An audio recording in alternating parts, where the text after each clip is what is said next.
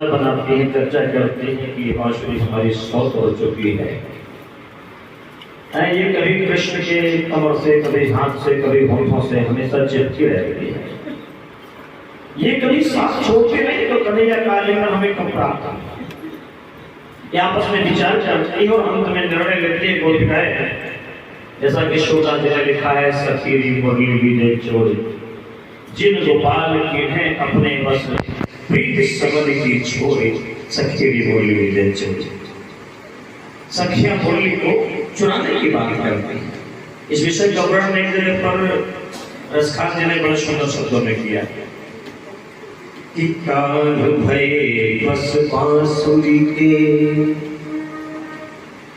कान भये बस बांसुरी के, अब कौन सखी हमको चाहिए।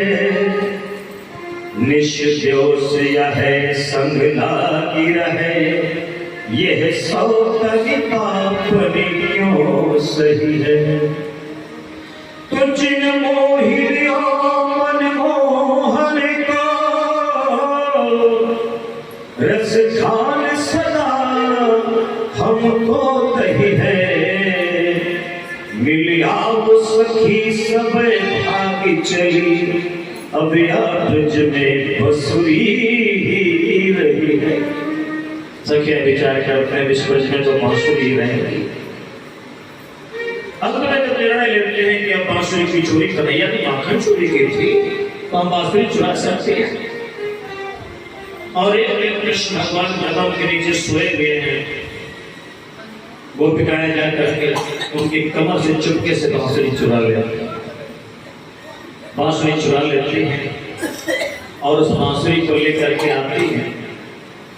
बीच में बैठते ही सारी सखियां चारों तरफ से बांसुरी को घेर करके बैठ जाती हैं और बांसुरी से सवाल करने लगती हैं गोपिकाएं। अरे बांसुरी जरा ये तो बता, तूने कौन सा पुण्य कर्म किया था, कौन सी तपस्या किस जन्म में तूने करी थी, तो तेरे को ये सौभाग्य प्राप्त हुआ कि आज योगेश्वर भगवान श्री कृष्ण तुझे कभी कमर से, कभी हाथ से, कभी होठों से चिपकाए गए। बांसुरी ने ध्यान से सुना। बांसुरी जवाब देती है। बांसुरी ने कहा, जानना चाहते हो मैंने कौन सी तपस्या करी है। मेरे मित्रों, बांसुरी की बड़ी महिमा है।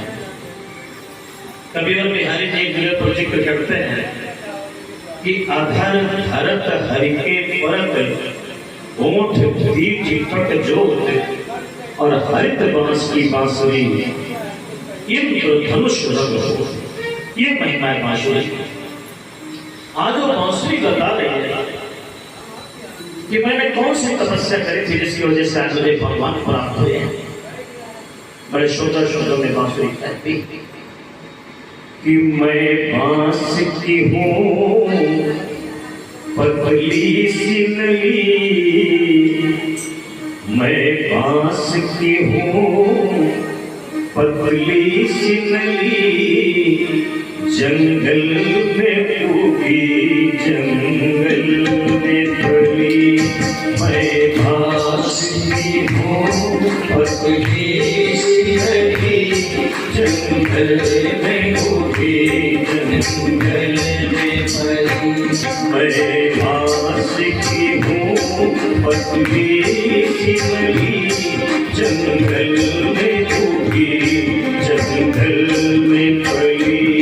मैं बांस की हूँ पतली सी नली, जंगल में उगी जंगल में फली। मैं बांस की हूँ पतली सी नली, जंगल में उगी जंगल में फली। मैं बांस की हूँ पतली सी नली, जंगल में उगी जंगल में फली। कुछ भाग्य हमारे ऐसे थे, कुछ भाग्य हमारे ऐसे थे, जो मनमोहन के हाथ लगी। कुछ भाग्य हमारे ऐसे जो मन मोहन तेरे हाथ लगी। कुछ भाग्य हमारे ऐसे जो मन मोहन के हाथ लगी। कुछ भाग्य हमारे ऐसे जो मन मोहन के हाथ लगी। वो बांसुरी बताते हैं गोपिकाओं को। आपको क्यों लगता है?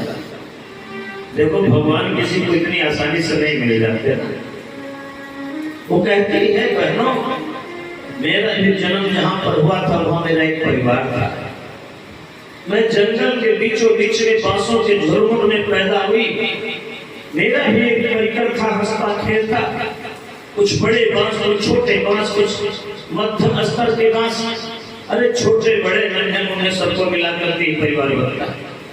मैं उस परिवार में थी, लेकिन ध्यान रखना जब भगवान से मिलने की उत्कंठा भीतर होती है ना, तो परिवार का परित्याग करना पड़ता है। एक व्यक्ति गया, मुझे वहां से काट करके लेकर आया। तो तुम परिवार छोड़ना नहीं चाहोगे? संसार को अपने हाथ से तुम संसार से बाहर नहीं निकलना चाहोगे? भगवान को कैसे पाओगे? अभी आप लोग सुन रहे थे कि जहां काम तहां राम नहीं, जहां काम तहां राम। तो जब तक आप इससे अलग नहीं होंगे तब तक वो कैसे मिलेंगे? एक को पाने के लिए एक को छोड़ना ही पड़ता है। उस बात की बात सुनने का मुझे अपना परिवार छोड़ना पड़ा। बड़ी पीड़ा हुई, बड़ा दर्द हुआ। सबको दर्द होता है ना। एक साधारण सी कन्या जब अपने पति का साथ पाने के लिए तब उसको घर छोड़ना पड़ता है, अपना परिवार छोड़ना पड़ता है, माता पिता का परित्याग करना पड़ता है, उस गांव का परित्याग करना पड़ता है। वो बांसुरी ने कहा कि मैंने परित्याग किया। वो लेकर के मुझे आया, कारीगर जो काट करके लाया था। अच्छा, वो गांव ने हमसे एक बार बताओ ना बांसुरी, त्याग देने के बाद, परिवार छोड़ देने के बाद तुम्हें भगवान मिल गए? कहा नहीं बहनों, अभी भगवान कहाँ मिले। मैं जब वहां से आई थी ना अपने मायके से, जब बांसों के झुरमुट से मैं आई थी ना, तो बड़ी लंबी थी, बड़ी लंबी थी। अरे भगवान को पाने के लिए झुकना पड़ेगा, तुम्हें छोटा होना पड़ेगा। अरे गर्व भरा मस्तक मेरा प्रभु चरण धूल कर झुकने दे, जाने दे वहां तक। तुम लंबे लंबे बने घूम रहे हो, अहंकार पाले के सामने बहुत बड़ा आदमी हूँ, मेरे पास सोना है, चांदी है, हीरा है, मोती है, ये फलाने ठिकाना है। अरे तो भगवान को कैसे मिले? भगवान को पाने के लिए छोटा होना पड़ेगा। बड़े होकर के भगवान को कैसे पाओ? बांसुरी ने कहा कि मुझे खंड खंड में काटा गया, मेरे को छोटा किया गया। अच्छा, कहा तुम छोटी भी तुमको भगवान मिल गए? कहा नहीं, भगवान को पाने की साधना इतनी छोटी नहीं है, बड़ी लंबी साधना है। मुझे छोटा करने के बाद में उसने एक लोहे की छाती मेरे भीतर डाला। जितना भूखा था, जितना कचरा था भीतर का सब साफ किया। चाकू से बाहर का जो लगा हुआ था मैल कचरा, वो सब साफ किया। मेरे मित्र, जब तक कहीं भी मैल है तब तक भगवान से मेल नहीं हो सकता। ये मैल ही उस मेल में बाधक है, ध्यान रखना मेरे मित्रों। भगवान कहते हैं आप पवित्रीकरण करते हैं, एक तरफ से नहीं, ये बाहर से नहा बोलिए ठीक हो गए नहीं। पवित्रीकरण का मंत्र कहता है साबाह्याभ्यंतरा शुचि, आप बाहर से भी पवित्र हो और भीतर से भी पवित्र। जो बाहर भीतर से दोनों तरफ से पवित्र होता है वही भगवान का प्रिय होता है। भगवान ने स्वयं कहा है कि निर्मल मन जन सो मोहि पावा, मोहि कपट छल छीत न भावा। निर्मल मन जन सो मोहि पावा, मोहि कपट छल छीत न भावा। मोहि कपट छल छीत प्रभु को निर्मलता प्रिय है। इसलिए उस कारीगर ने मुझे अंदर बाहर से हर प्रकार के साफ किया, पवित्र किया, निष्कलुष बनाया। अच्छा, तो अब तुमको भगवान मिल गए? नहीं, अभी भगवान नहीं मिले, अभी बड़ी लंबी साधना है। फिर क्या किया? फिर उसने गरम गरम सलाखों से मेरे भीतर 6 छेद किए।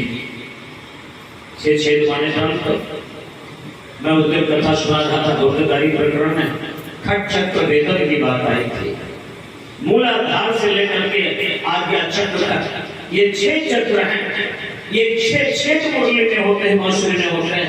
एक एक चक्र आपका जागृत हो, तब आपकी साधना इस योग्य बनेगी कि परमात्मा आपको स्वीकार कर सके। इसलिए उसने 6 किए, मूलाधार से लेकर के आज्ञा चक्र तक ये 6 चक्र जो जागृत होते हैं। खट चक्र वेदन, ये 6 हुए। आपने उठ नहीं किया ना, भगवान से मिलना जो था, भगवान से मिलना इतना आसान थोड़ी है। उठ कैसे? साधना में कहीं उठ किया जाता है, तपस्या में कहीं उठ किया जाता है? ये तो नहीं होता ना उपासना। ध्यान रखना। आप फिर बहन जी, आप फिर ध्यान रखना, एक 7वां छेद और ऊपर किया, ब्रह्मरंध्र सहस्रार सहस्त्रदल कमल। ये 7वां छेद ऊपर किया, जहां से उसे अपना प्राण फूंकना था, अपनी आवाज डाली थी, अपनी प्रेरणा पहुंचानी थी। इस 7वां छेद किया। अच्छा, उसके बाद एक काम और किया उसने। जानते हो क्या किया? ऊपर से एक डांट लगा दी। ये डांट किस बात के लिए लगाई? डांट इस बात के लिए लगाई ना, तुम्हारे ऊपर भगवान की कृपा उतरेगी। तुम 24,000 का अनुष्ठान करोगे, 1.25 लाख का अनुष्ठान करोगे, तुम पुरुष शरण करोगे, गायत्री मंत्र का जप करोगे, गायत्री की साधना करोगे। ध्यान रखना, तुम्हारी साधना कहीं कलाबाजी न बन जाए, तमाशा न बन जाए, नाटक न बन जाए, तुम इसका प्रदर्शन न करने लगो। इसके लिए परमात्मा की तरफ से अनुशासन और अनुबंध लगाया गया है। ये दुनिया बड़ी विचित्र है। तुम्हारे इर्द गिर्द ऐसे लोग आएंगे, कोई कहेगा महाराज जी फूक डाल दीजिए, ये लड़का हमारा, इसका बुखार नहीं उतर रहा। अरे तो डॉक्टर के पास के जाओ। लेकिन ये दुनिया बड़ी अजीब है। कुछ भी तुम्हें दिखेगा, उनको दौड़ कराएंगे, झाड़ फूक के तुम्हारे के पीछे खड़े हो जाएंगे। और तुमने झाड़ फूक करना शुरू कर दिया तो तुम्हारी सारी साधना एक तमाशा बन करके रह जाएगी, ड्रामा बन कर रह जाएगी। इसलिए अपनी साधना को कभी तुम तमाशा मत बनाना। इसलिए अनुबंध एक डांट ऊपर से लगा दी जाती है अनुशासन की, हर साधनों के ऊपर से डांट लगा दी गई। अब इतना सब कुछ हो गया तो बहनों, अब भगवान ने सुविचार किया, इतना सब कुछ सहन कर ले गई, तो अब इस स्थिति में पहुंची कि अब कन्हैया हमारे को कभी कमर से, कभी हाथ से, कभी हाथों से चिपकाए घूमता। इतनी साधना तो कर ले। अरे भगवान वैसे नहीं मिले, भगवान वैसे नहीं मिले।